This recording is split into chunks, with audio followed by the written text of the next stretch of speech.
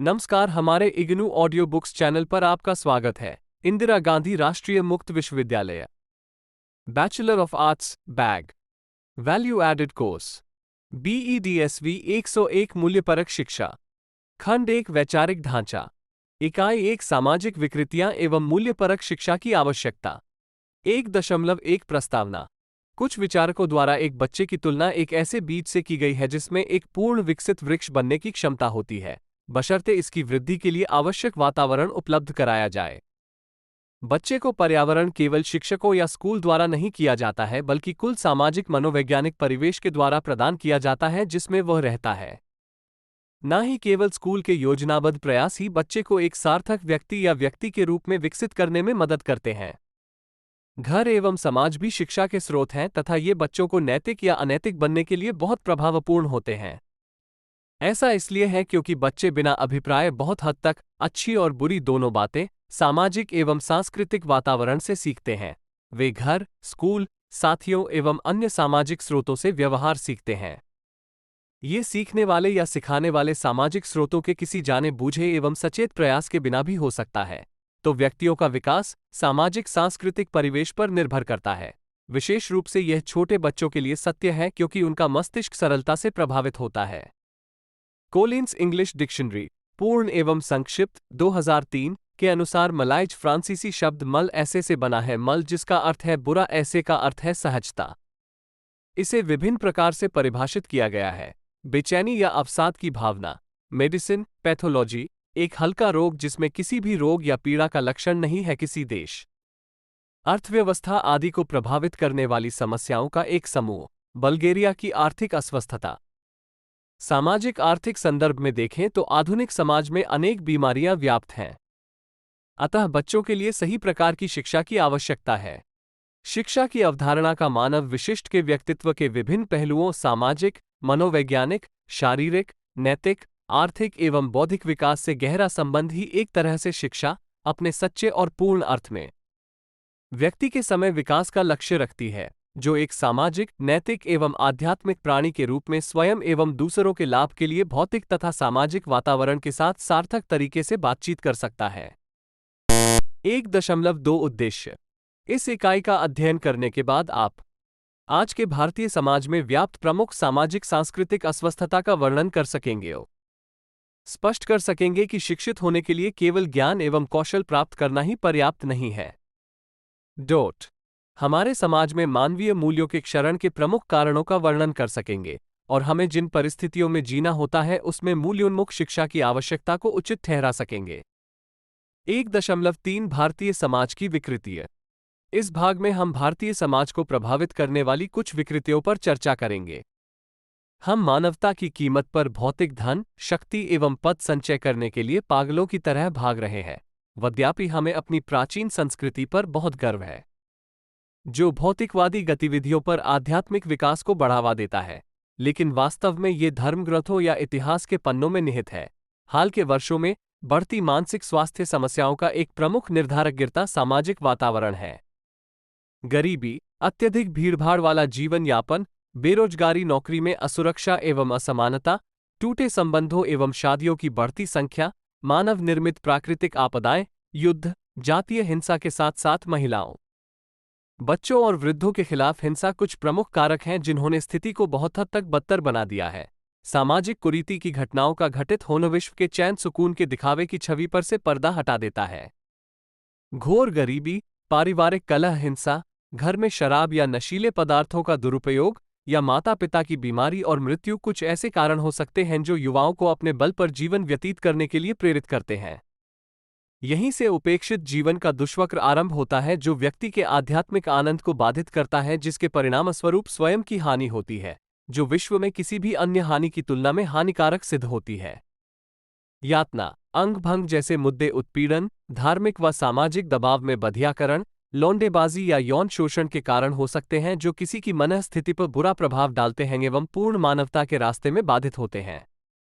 बड़ी संख्या में बच्चे कुपोषण से पीड़ित हैं, बुनियादी शिक्षा तक पहुंच पाने में सक्षम नहीं हैं, दयनीय अवस्था में रहते हैं तथा अमानवीय व्यवहार सहन करते हैं।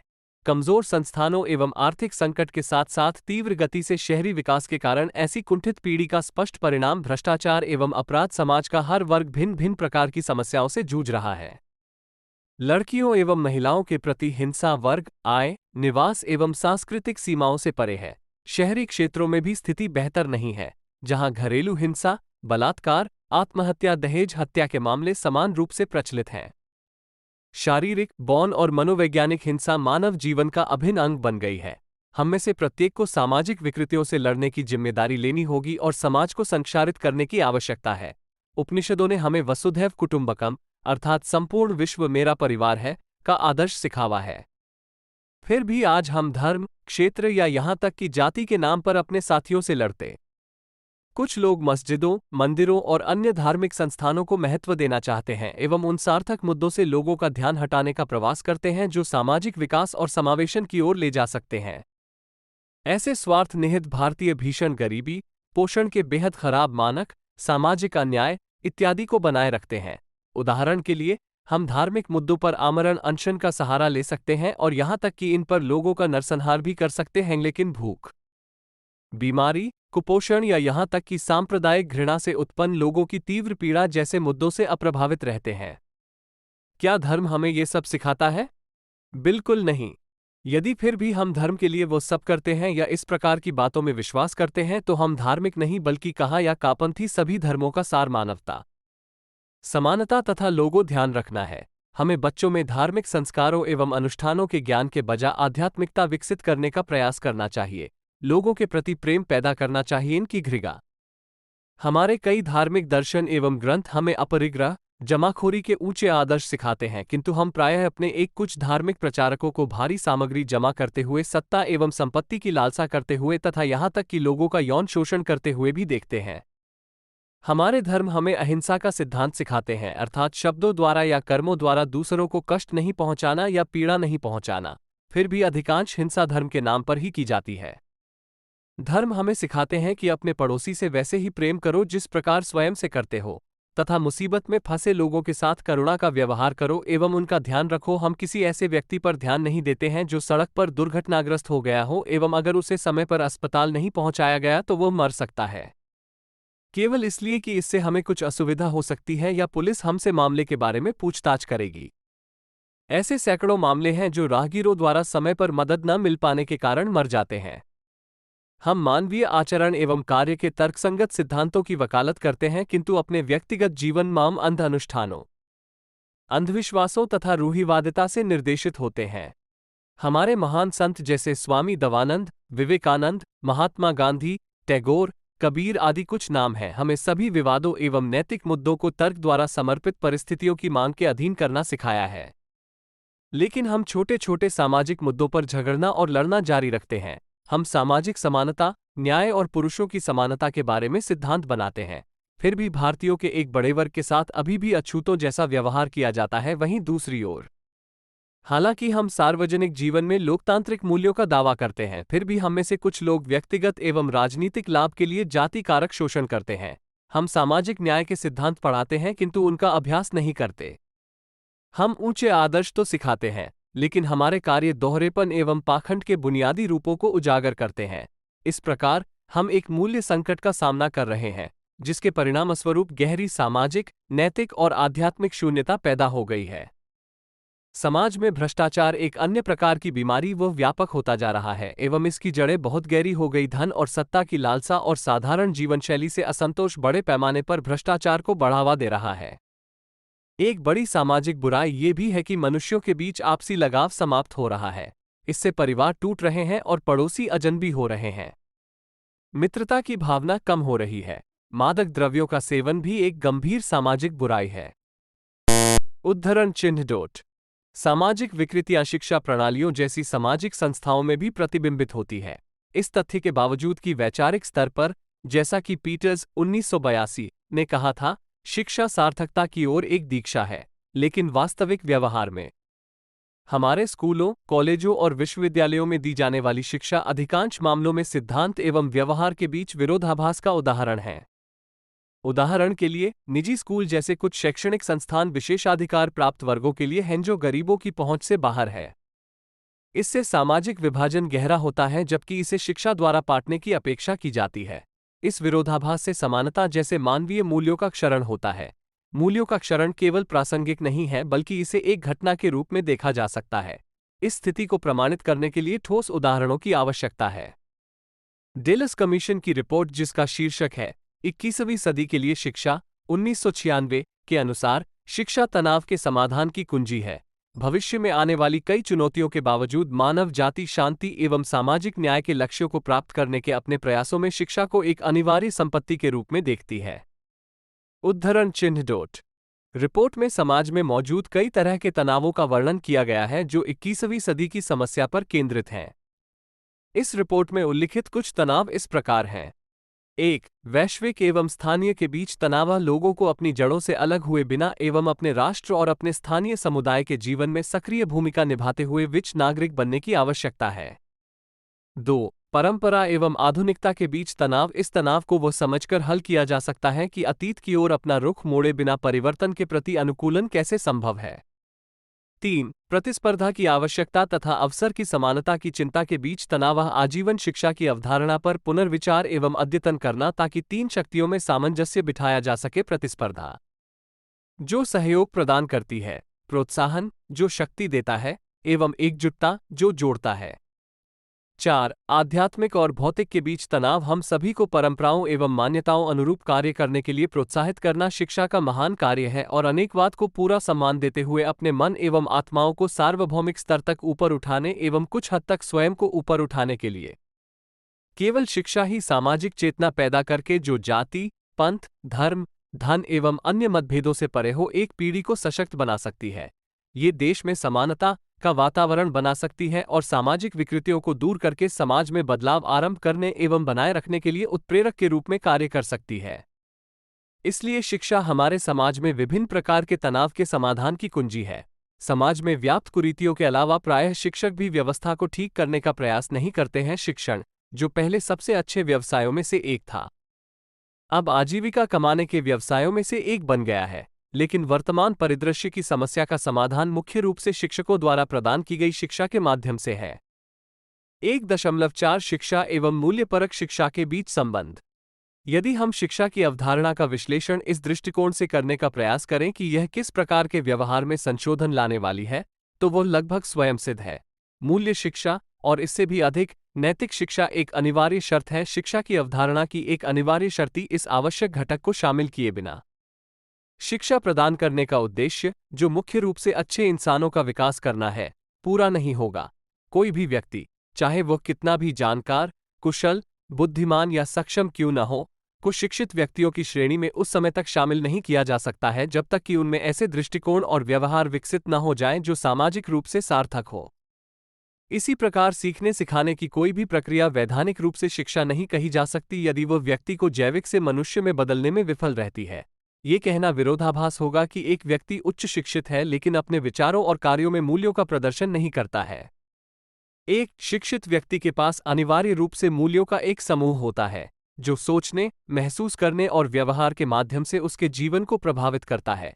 इन मूल्य पहलुओं से रहित शिक्षा केवल प्रारंभिक स्तरीय साहित्यिक और अंकगणितीय कौशल विकसित करने का एक उपकरण बनकर रह जाती है। संज्ञानात्मक या मनोप्रेरक कौशल का विकास किसी व्यक्ति को पर्यावरण में हेरफेर करने में सक्षम और कुशल बनाना है। ये केवल समावेशी और मानवीय समाज एक अच्छी तरह से समायोजित मनुष्य बनने के साधन के रूप में महत्वपूर्ण है। मानव समाज में शांतिपूर्ण सह अस्तित्व हो सकता है, इसे केवल एक प्रकार की शिक्षा के माध्यम से प्राप्त किया जा सकता है जो मूल्य प्रणाली में गहराई से निहित है। मानवीय मूल्य किसी के हितों का त्याग किए बिना अपने साथ साथ दूसरों के हितों का भी ख्याल रखते हैं। 1.5 मूल्योन्मुख शिक्षा की आवश्यकता। हमें जिन बातों का ज्ञान है और जिसे सत्य, अच्छा और तर्कसंगत मानते हैं एवं जिसे हम अपने जीवन में अपनाते हैं, उसके बीच के विरोधाभास ने मानवता के सामने एक समस्या खड़ी कर दी है। मानव समाज के ताने बाने को काफी हद तक हिंसा, आतंकवाद, चोरी, टैक्स चोरी, प्रदूषण, जघन्य अपराध आदि से खतरा है। हमारा सामाजिक परिदृश्य है हमारी गलत शिक्षा प्रणाली और बच्चों के पालन पोषण की प्रथाओं के परिणामों के कारण माना जा सकता है। नई शिक्षा नीति के निर्माताओं 1986 ने इन कमियों को अच्छी तरह से पहचाना और शिक्षा के लिए वो सिफारिश की कि सार्थक हो, मूल्योन्मुख हो। शिक्षा का मूल्य संदर्भ जो कमजोर हो गया है, उसे वापस लाने की जरूरत है। ये तभी संभव है जब हम मूल्यों को शिक्षा की अवधारणा के लिए आवश्यक मानें। आज हमें ऐसी शिक्षा की आवश्यकता है जिसके द्वारा मनुष्य का संपूर्ण विकास हो, न कि केवल आजीविका कमाने के लिए आवश्यक ज्ञान और कौशल पर केंद्रित हो। समाज में, विशेषकर भारतीय समाज में ऊपर से नीचे तक व्यापक भ्रष्टाचार स्पष्ट रूप से इंगित करता है कि समाज बीमार हो गया है। धन का लालच सभी तर्कसंगत सीमाओं को पार कर गया है। अस्पतालों में डॉक्टर किसी मरते हुए आदमी का इलाज तब तक नहीं करते जब तक पैसा जमा न कर दिया जाए। समाज के हर वर्ग में भ्रष्टाचार की खबरें मामूली बात हैं। पुलिस और वकील जैसे कानून के रखवाले भ्रष्टाचार से परे नहीं हैं। यहां तक कि सार्वजनिक सामान और सेवाएं प्रदान करने वाले भी जैसे डॉक्टर और शिक्षक अपवाद नहीं है। मजबूरन डॉक्टर जनता की असुविधा और कभी कभी मानव जीवन की हानि पर विचार किए बिना अधिकारियों को मजबूर करके उनकी मांगें पूरी करवाने के लिए हड़ताल पर चले जाते हैं। फिर मिलावट की समस्या है। लोग खाने पीने की चीजों में मिलावट करने से नहीं हिचकिचाते, जैसे दूध और दूध से बने उत्पाद, अनाज, मसाले, मिनरल वाटर, हरी सब्जियां और फला। कुछ उत्पादों में वे थोड़े से लाभ के लिए हानिकारक रसायन मिलाते हैं। यहां तक कि जीवन रक्षक दवाओं को भी नहीं बख्शा जाता और बाजार में कई नकली दवाएं भी मौजूद हैं। ये स्थिति है भारतीय समाज की सबसे बढ़कर। अगर ऐसे भ्रष्ट आचरण में शामिल कोई व्यक्ति रंगे हाथों पकड़ा जाता है तो जांच एजेंसी को रिश्वत देकर आरोपों से बरी हो जाता है। मामले को कमजोर करने के लिए सबूतों को जानबूझकर नष्ट किया जाता है और अपराधी सजा से बच भी जाते हैं। यही कारण है कि भारत का मानव विकास सूचकांक नीचे चला गया है।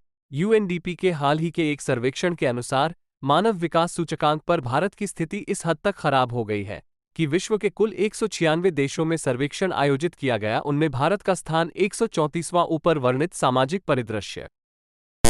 तो हमें पाठ्यक्रम में मूल्य आधारित शिक्षा को शामिल करने के लिए अपनी शिक्षा प्रणाली में आमूल-चूल परिवर्तन करने की आवश्यकता है। जिस ग्रह पर हम रहते हैं और जिसके हम नागरिक हैं, वह एक एकल, जीवित स्पंदनशील इकाई है। मानव जाति आपस में जुड़ा हुआ एक विस्तारित परिवार है। जैसा कि वेदों में दर्शाया गया है, वसुधैव कुटुंबकम, और जाति, धर्म, राष्ट्रीयता और विचारधारा, आर्थिक और सामाजिक स्थिति को वैश्विक एकता के रास्ते में नहीं आना चाहिए। हमारे ग्रह की पारिस्थितिकी को विवेकहीन और क्रूर शोषण से बचाना होगा और भावी पीढ़ियों के लिए संरक्षित करना होगा। निरंकुश उपभोग पैटर्न की जगह विकास सीमाओं पर आधारित अधिक न्यायसंगत उपभोग पैटर्न होना चाहिए। द्वेषकर्ता, कट्टरवाद, धर्मांधता, लालच एवं ईर्ष्या चाहे व्यक्तियों, समूहों या राष्ट्रों के बीच हों, ये संक्षारक भावनाएं हैं जिसे दूर किया जाना चाहिए जैसे जैसे हम अपनी नई वैश्विक जागरूकता में बदलाव कर रहे हैं। बच्चों के स्वस्थ विकास के लिए एक स्थिर पारिवारिक वातावरण आवश्यक है। युवाओं को सार्थक, सुदृढ़ और स्थिर पारिवारिक जीवन के मूल्य समझना चाहिए। इस प्रकार शिक्षा का लक्ष्य विद्यार्थियों को विभिन्न विषयों में ज्ञान प्रदान करने के अतिरिक्त आध्यात्मिक, शारीरिक, मानसिक, नैतिक एवं एकीकृत विकास करना होना चाहिए। उसे राष्ट्रीय पुनर्निर्माण की जिम्मेदारियां उठाने में सक्षम आदर्श नागरिक बनाने का प्रयास करना चाहिए।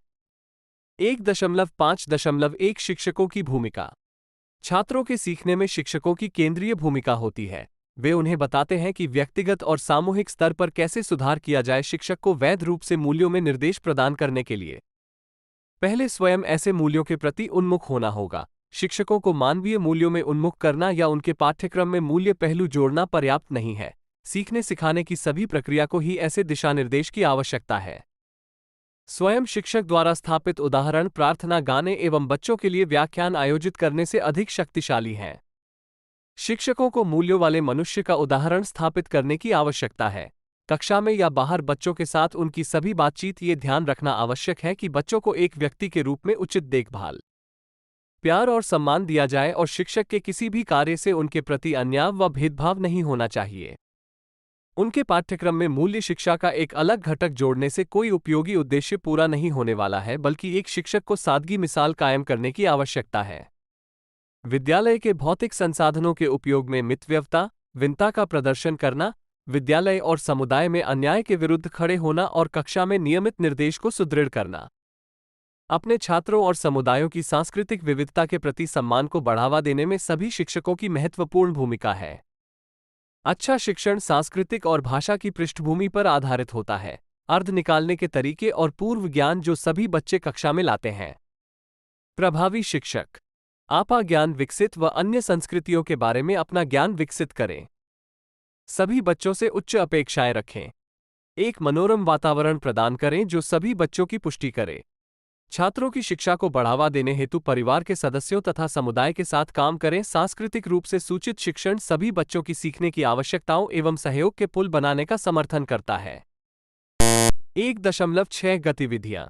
अनुशासन कक्षा में एक ऐसा लोकाचार बनाए रखें जो समानता की भावना के साथ सकारात्मक और सर्वम समावेशी हो। इससे बच्चों को मूल्यों के पाठ से अधिकतम लाभ प्राप्त करने में मदद मिलेगी। बच्चे सुरक्षित महसूस करते हैं और अपने विचारों, भावनाओं और अनुभवों को साझा करने में सक्षम होते हैं जब उन्हें पता होता है कि इनका हमेशा स्वागत होगा और महत्व दिया जाएगा। चिंतन। यह वह समय है जब बच्चों से अपेक्षा की जाती है कि वे 1 से 4 मिनट तक शांत बैठे रहें। ये बच्चों के लिए कई तरह से मददगार साबित हुआ। ये सांस और दिल की धड़कन को नियंत्रित करता है और शरीर को शांत करता है और आराम देता है। यह मन को शांत करता है, ध्यान केंद्रित करता है और एकाग्रता बढ़ाता है। ये जागरूकता और अंतर्ज्ञान विकसित करने में मदद करता है और बच्चे अपनी भावनाओं के संपर्क में आने में अधिक सक्षम होते हैं। कहानी सुनाना। जहां तक संभव हो पाठ के लिए प्रेरणा के रूप में कहानी का उपयोग करना बहुत लाभप्रद होता है। यह मूल्यों को इस प्रकार प्रस्तुत कर सकता है कि जागरूकता के सभी स्तरों तक पहुंचा जा सके। ये भावनाएं उत्पन्न करता है, ध्यान आकर्षित करता है और अक्सर प्रेरित करता है। धोता अपने स्वयं के अनुभवों में समानताएं ढूंढने में सक्षम है जो भविष्य की कठिन परिस्थितियों में मदद कर सकते हैं। पाठ के लिए किसी प्रेरणा का उपयोग करें जो किसी कहानी, चर्चा, अनुभव या कलाकृति आदि पर आधारित हो सकता है।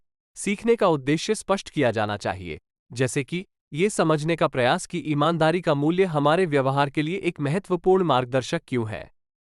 चर्चा। इसके बाद शिक्षक के नेतृत्व वाली चर्चा है जो पाठ के मूल में निहित है। सावधानीपूर्वक प्रश्न करने से विद्यार्थियों को अर्थ की गहरी समझ प्राप्त होती है। उन्हें मूल्य को अपने अनुभव के क्षेत्रों में अनुवाद करने में मदद मिलती है।